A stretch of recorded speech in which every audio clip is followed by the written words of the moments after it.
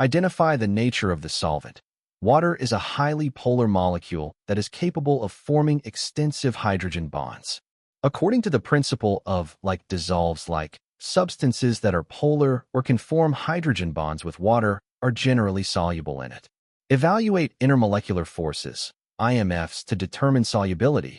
Analyze the types of IMFs each molecule can form with water molecules.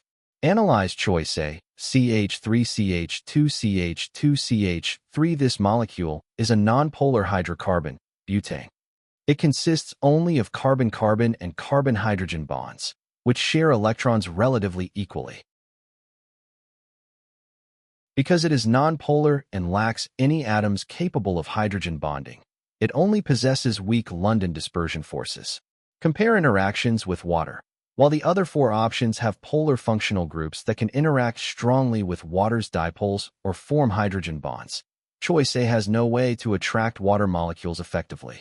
Conclusion: because butane is nonpolar and cannot form hydrogen bonds, it has the weakest attraction to water molecules among the choices, making it the least soluble in water.